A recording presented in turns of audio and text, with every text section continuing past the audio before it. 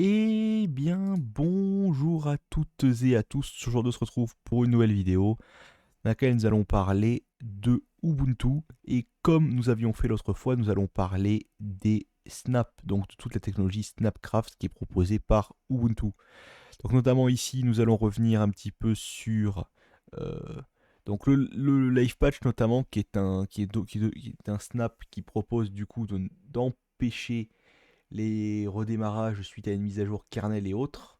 Donc ça, du coup, c'est disponible uniquement sur les bases LTS. Là, nous ne sommes pas sur une base LTS, car nous avions testé l'autre fois sur de la 20.04. Nous étions amusés à bricoler l'OS, donc, et à, entre guillemets, le snapifier un maximum. D'ailleurs, si nous ouvrons un terminal, qu'on fait un petit snap list, on peut voir déjà qu'il y a déjà pas mal de monde, que j'ai déjà installé beaucoup d'applications et que c'est clairement pas fini.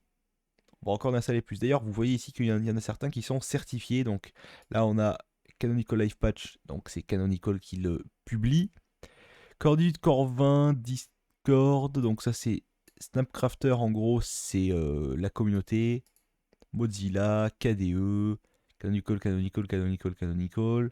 KDE, KDE, KDE, Canonical, Canonical, Canonical, Canonical. Et Videolan, donc VLC, publie les snaps officiellement. D'ailleurs, nous avons, je tiens à vous rappeler, le Snap Store ici. Et si on se tape ici, Snap, si j'écrivais mieux, ça irait. Voilà, Snapcraft. C'est, je trouve d'ailleurs clairement plus propre, limite des fois, d'utiliser le site. Et je préfère carrément le site car du coup, ici, vous avez par exemple les snaps par défaut de la Mozilla. Et du coup, vous pouvez accéder aux différentes versions. Et vous pouvez choisir quelle version déployer. C'est Le concept des snaps en lui-même est plutôt pas mal. Le réel problème, c'est que ça fonctionne pas et ça fonctionne mal. Voilà. Donc, si je vous montre un petit peu, donc nous allons fermer les onglets. Alors, Firefox a mis une plombe la première fois à démarrer. Combien de temps va-t-il reprendre cette fois-ci? Bon, ça prend moins de temps. La première fois, c'est vraiment long. Je vais choisir une application que j'ai pas encore lancée comme Audacity, tiens. Logiquement, ça devrait être quasiment instantané. Bon, c'est d'accord, Audacity may have better audio device if granted permission to access the other system. Donc, du coup, il y a une commande à lancer concrètement. D'ailleurs, on ne peut même pas copier, ça, c'est encore une fois vraiment de la merde. Voilà, donc terminal. Sudo snap connect Audacity Alza. Voilà, il n'y a plus que ça à faire. Permission has been granted. Voilà. Et on peut voir encore une fois que du coup, le thème est clairement pas parfait, c'est clairement assez moche. Vérifier les mises à jour. Bon, ça par contre, ça vient de chez Audacity qui ne propose pas du coup de. Enfin, concrètement, il y a un truc qui est marqué vérifier les mises à jour et au lieu de vous dire que c'est la dernière version ou pas, ça vous ramène directement vers le site, ce qui est un petit peu con. Mais bon, après, sinon, c'est clairement la dernière version. Il n'y a pas eu de grosse mise à jour depuis. Il y a peut-être la 3.0 qui va peut-être sortir. Allons vérifier. Mais il me semble pas. Non, c'était bien la 2.4.2 la dernière version. Mais je crois que la prochaine, ça sera la 3. Mais tout ça pour dire que là, le thème est assez moche. Que si on va dans configuration, je sais plus où c'est, voilà, édition préférence. Et que j'ignore où est-ce qu'on peut changer les thèmes. Voilà, interface, langue français, localisation du matériel, manuel depuis internet. Thème, alors on peut choisir euh, classique, validé. C'est un peu moins moche déjà comme ceci. Mais c'est pas encore ça. Audacity ne ressemble pas spécialement à ça sur Windows, c'est un petit peu plus propre. Voilà, donc bon, c'est dit. C'est une application parmi tant d'autres. D'ailleurs, si vous faites un petit htop, htop n'est pas préinstallé. Ah tiens, ne changeons pas de coutume. Pour ne pas installer htop en snap. Donc, du coup, vous allez voir le temps que ça prend concrètement pour et toutes les commandes que ça effectue. Alors que si vous faites. Donc là, du coup, maintenant, nous allons pouvoir lancer htop. Voilà. Concrètement, nous sommes à 2 Go 23. Sachant que si je redémarre la distribution, ce sera strictement la même chose. Go le faire. Comme ça, vous comprendrez un petit peu que même la consommation à froid n'est pas spécialement terrible avec tout ce système-là et que, que Ubuntu est clairement devenu une distribution vachement lourde, surtout si on la snapifie. Voilà, c'est vraiment ça le mot-clé de cette distribution. C'est vraiment pas léger du tout. Donc là, on a des petits soucis de résolution. Donc nous allons réduire, voilà, faisons ce comme ceci, et full screen. Voilà, donc du coup, nous retournons dans notre terminal. Faisons un petit htop. 1 Go 41, 1 Go 45, 1 Go 54. Nous allons faire sort by percent mem. Donc du coup, bien sûr, oui, c'est GNOME Shell qui consomme le plus. Ensuite, le Snap Store. Ensuite, MySQLD, il y a un Nextcloud qui tournerait visiblement. D'accord. Parce que oui, Nextcloud est censé être un client, mais c'est aussi un serveur. Je sais pas, je trouve ça un peu bizarre. Alors non, ça serait uniquement un serveur. Donc du coup, via le Snap, vous pouvez installer un serveur Nextcloud. Et non pas un client Nextcloud. Ce qui est assez... Du coup, ça signifie que... Alors, allons voir sur Firefox. D'ailleurs, du coup, là, du coup, concrètement, vous allez voir le temps que Firefox prend à démarrer à froid. Ça prend un petit peu de temps. Nextcloud, Snap Port. Voilà. Est-ce qu'il nous indique le port?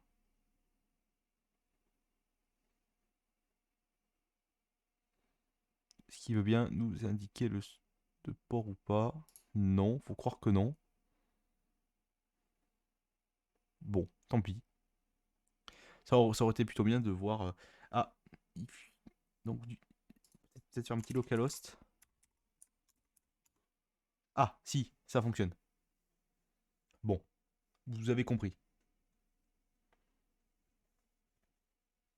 Voilà, bon, ça fonctionne, ça consomme de la RAM, c'est splendide. Voilà. Donc là, du coup, tout est snapifié. Si nous allons chercher de l'autre côté également comment ça se comporte avec... D'ailleurs, il disait que 4 Go de RAM alors qu'il me semblait en avoir mis un petit peu plus. Si nous allons dans Player Preference, non, c'est pas ici. Virtual Machine Settings. Ah non, je n'avais mis que 4 Go. Ah, par contre, oui, j'avais bien mis les 16 processeurs. Pour que du coup, on ait bien les 16 cœurs qui soient. Enfin, les 8 cœurs 16 threads qui soient détectés. Mais du coup, c'est vrai que de la manière à laquelle c'est écrit, ça porte à confusion pour moi et pour vous. C'est pas très clair. Voilà. Donc là, du coup, nous avons seulement 4 Go de RAM. Mais même avec 4 Go de RAM, vous voyez quand même qu'il y a beaucoup de cache qui se fait. Bon. Un autre truc que je voulais vous montrer, donc, c'était que donc, d'un côté, ici, nous allons avoir le Snap Store, si cela veut bien. Voilà. Et Firefox de ce côté-là. Voilà. Donc, du coup, Snap Store ici. Et le Snap Store en graphique, en application ici. Alors, je trouve honnêtement que celui-ci, celui de gauche, donc dans le navigateur Firefox, est clairement beaucoup, mais alors beaucoup plus propre et beaucoup plus clair que ce qu'on a ici. Parce que là, du coup, c'est classé par catégorie. Par exemple, pour installer Chromium ici, il vous donne la commande. Donc, du coup, il vous dit par distribution comment ça se passe si jamais vous n'avez pas Snapd et si jamais vous avez besoin d'autres choses à faire. Mais là, logiquement, si j'agrandis un petit peu, que je fais install, view in desktop store, au pire des cas, il nous l'amène ici, toujours utiliser, voilà, ouvrir le lien, boutique des snaps, ouvrir, installer. Je préfère limite cette version-là concrètement. D'ailleurs, logiquement, après, si vous changez d'application, puis que vous voulez installer par exemple, LibreOffice est déjà installé, j'aimerais bien, par exemple, quelque chose que je n'ai pas encore installé, du type Htop est déjà installé. Qu'est-ce qui pourrait m'être utile à vous montrer? Google Cloud SDK, non merci. UFW, non merci. Alors, est-ce qu'il n'y aurait pas une application... Ah, Clémentine, tiens.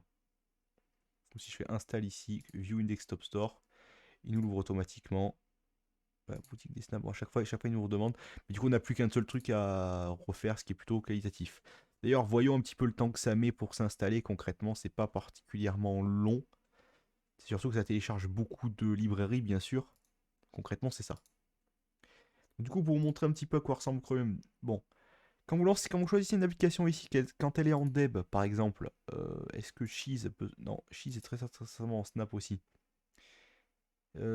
Sortons quelque chose qui est en deb là-dedans. Remina, tiens. Ah, on ne peut plus lancer les applications d'ici d'ailleurs. C'est assez particulier. On ne peut plus lancer une application, même qu'elle soit en deb ou qu'elle soit en snap, on ne peut plus la lancer depuis le GNOME Software, chose que l'on pouvait faire dans la vidéo précédente. Là, nous ne pouvons plus le faire du tout. Maintenant, nous sommes sur un nouveau software en GNOME 3.38 et non plus GNOME 3.36. Il y a peut-être eu une modification à ce niveau-là. Mais du coup, si je continue à vous montrer un petit peu ici, que je vous montre Chromium, vu que je n'ai jamais débarré, ça va prendre une trouzaine de temps, pas tant que ça. On a quand même eu du progrès encore un petit peu par rapport à la dernière fois. Et la fenêtre concrètement est plutôt propre. Il n'y a pas vraiment de soucis. Ça pose aucun souci. Ça fonctionne mieux. Bon. Bon. Qu'est-ce que je pourrais vous montrer d'autre potentiellement? Je pourrais vous montrer également KDN Live, qui est une application souvent qui pose quelques petits problèmes au niveau de l'apparence. Voyons comment ça se porte. Ça met du temps à démarrer également. Parce que clairement, c'est pas la RAM qui pose plus de problème que ça. On a de la perf quand même. Voilà. Donc du coup, KDN Live ressemble à ça. L'apparence est pas vraiment cohérente avec le reste du thème. Mais d'accord. Donc forcer le thème d'icône brise. Oui, nous voulons bien redémarrer. Thème de couleur. Brise sombre.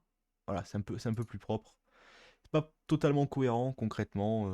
Donc là, on a les types de... Alors, c'est Fusion généralement qui fonctionne le mieux. Voilà, Fusion, c'est celui qui ressemble le plus. Pose aucun problème. La distribution passe très bien à ce niveau-là. On va bien fermer le terminal. Voilà. Donc, il y a toujours le truc qui s'appelle logiciel de GNOME ici, mais concrètement, du coup, vous avez également la prise en charge des Flatpak qui est proposée ici, sauf que bizarrement, elle n'est pas activée par défaut. C'est vraiment dommage.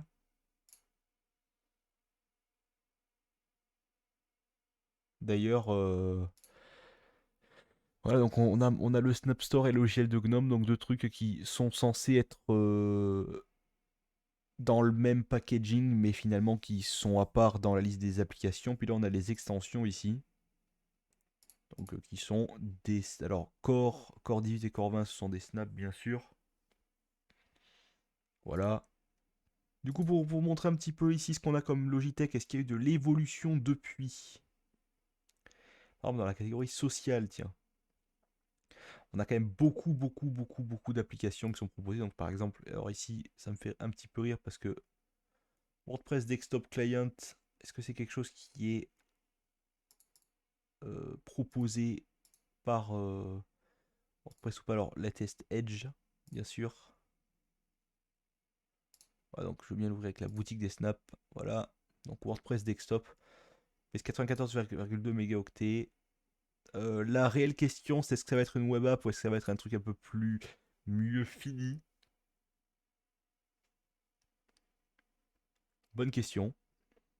Mais bon, vous pouvez voir du coup que ça a quand même un petit peu évolué, que c'est quand même moins le bordel que la dernière fois. Je suis quand même vachement moins déçu de ce truc-là. Voilà, concrètement, il y a moins de problématiques. Bon, par contre, voilà, un petit peu de temps à se lancer, mais voilà, c'est quasiment très sincèrement ce que je pensais. C'est une web app tout ceci. Ah, et là, bizarrement, il nous propose en point .deb. Ce qui est absolument ridicule puisqu'on l'a installé en Snap. Voilà. Bon, du coup, j'essaie de le relancer. Voilà. Logiquement, il ne devrait plus m'embêter à ce niveau-là. Annuler. Et il ne se passe rien. C'est un fond blanc. Bon, super.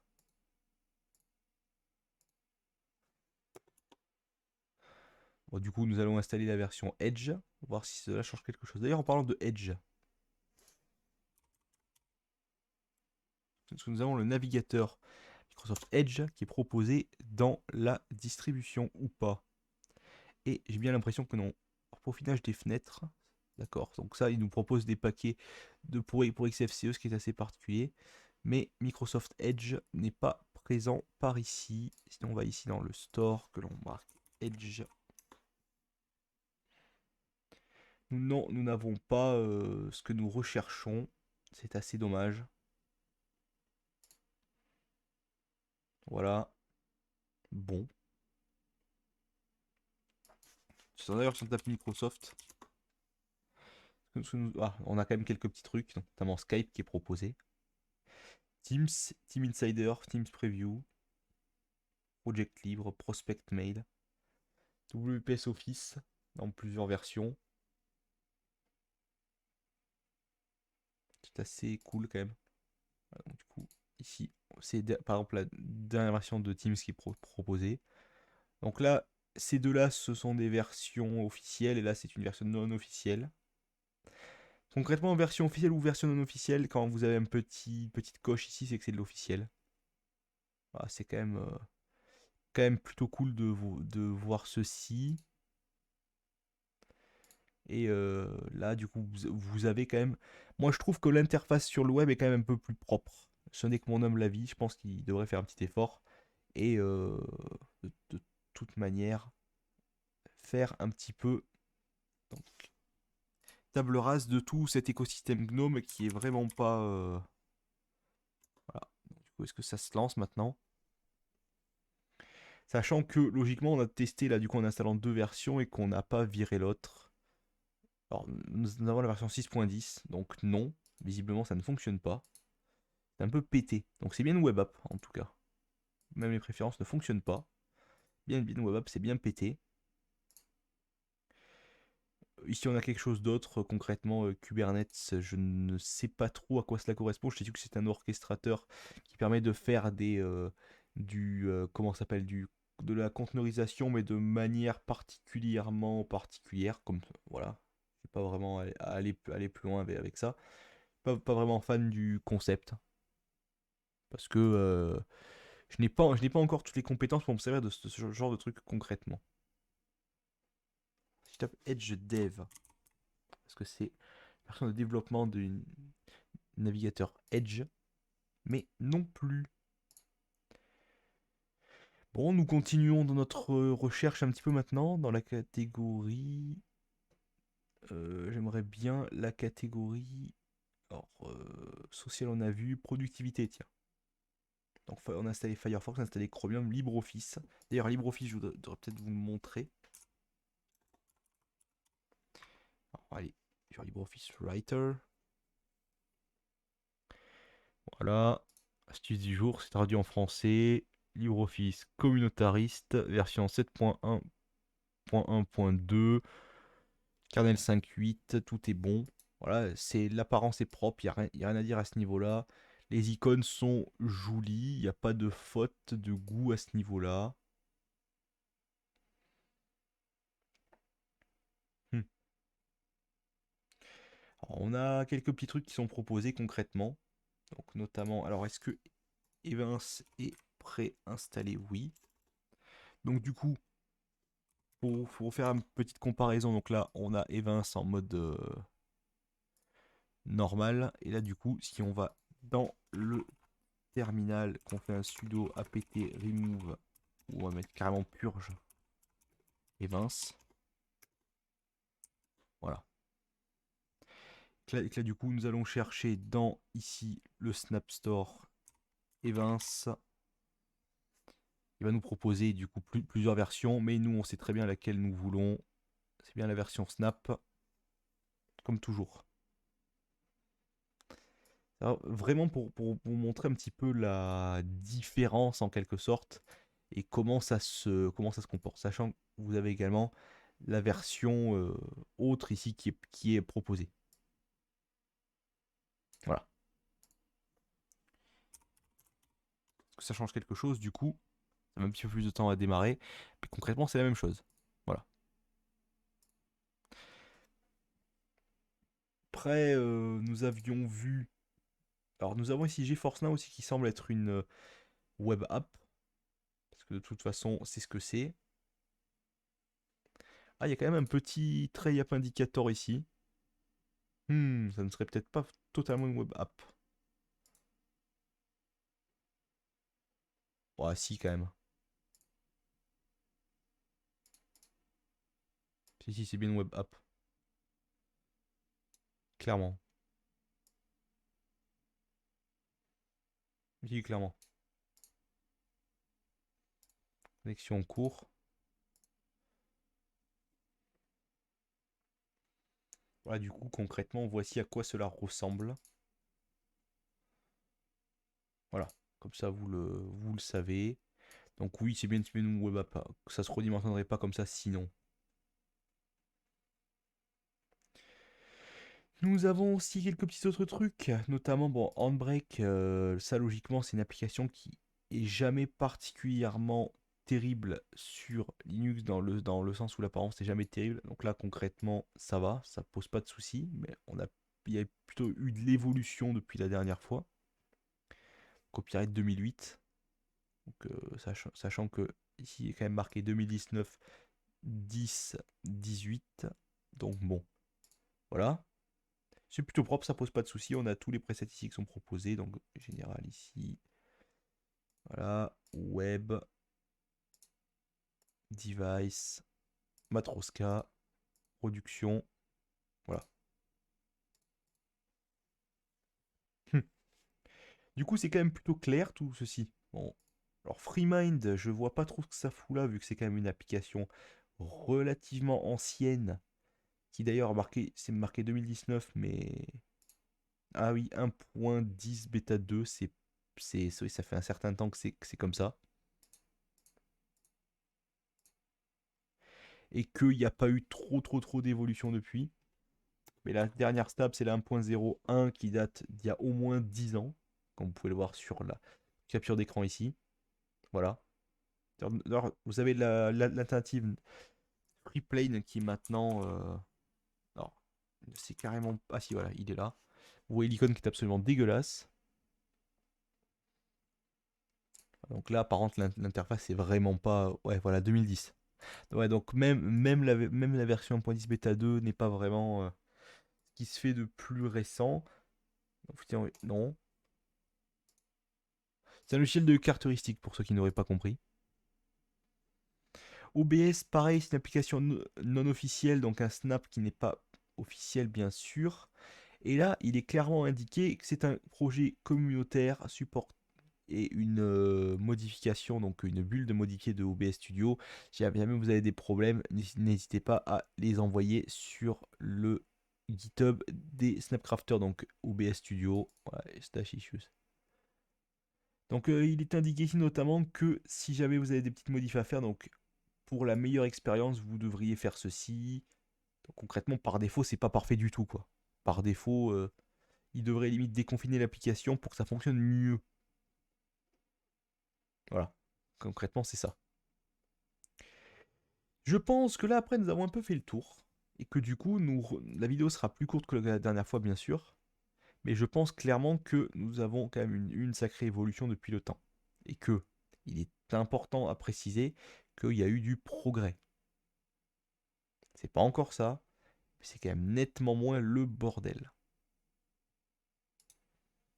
D'ailleurs, le fait de parler des différentes distributions Linux, on va dire entre guillemets, qui sont basées sur Ubuntu, donc notamment Kubuntu, KDE Neon, Linux Mint.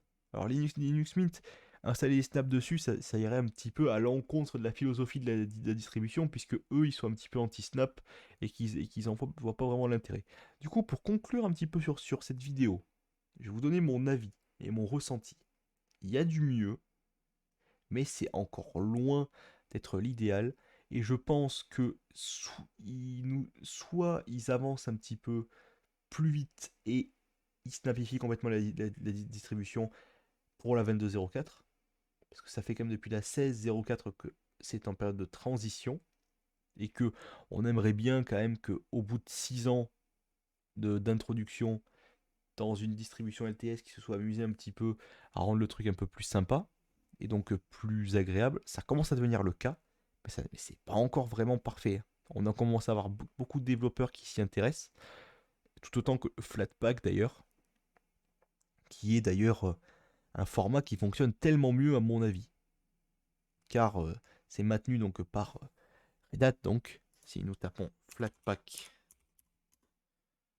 voilà, donc, et que nous allons sur Wikipédia ici. Donc ça a été créé par Alexander Larson en 2007, mais c'est plus ou moins maintenant, voilà, donc XDG-app, donc à l'époque.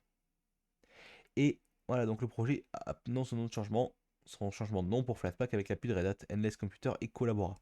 Voilà, donc c'est devenu un projet Red Hat en quelque sorte. Et depuis, c'est clairement un truc qui est voilà, considéré comme étant stable, même. Voilà, donc si nous tapons par contre Snapcraft, donc est-ce qu'il y a un. Voilà, donc il n'y a pas de page. Voilà.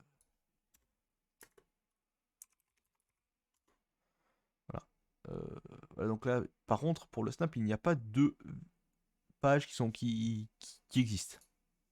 Donc encore une fois, on voit la supériorité de Flatpak dans le sens où c'est quelque chose qui était un petit peu plus réfléchi à ce niveau-là, qui se sont un petit peu plus amusés à travailler donc sur le. Ah, d'ailleurs, je viens de me rendre compte ici qu'on pouvait créer deux écrans et qu'on pouvait en créer un seul. C'est plutôt sympathique. Je change un peu de sujet. Mais ce que je veux dire, c'est qu'on remarque du coup que les Flatpak, c'est un petit peu mieux documenté, qu'il y a un petit peu plus d'infos sur le net, alors que les snaps, concrètement, c'est un truc qui est un petit peu plus. Alors, c'est pas tout à fait open source de ce que je remarque. Clairement, si on va sur About, voilà, on nous parle. On nous parle un petit peu du système, mais c'est pas tout à fait, c'est même pas du tout open source d'ailleurs, hein. Même pas du tout. Alors, ici, ils le disent, mais voilà, mais voilà, ils disent open source but not only, mais si vous lisez en dessous, vous voyez clairement qu'il est indiqué euh, que ça parle des applications que vous déployez dessus et non pas du système en lui-même, quoi. Voilà. Sur ce, je pense que nous avons à peu près fait le tour et je pense que c'est pas intéressant d'aller beaucoup plus loin.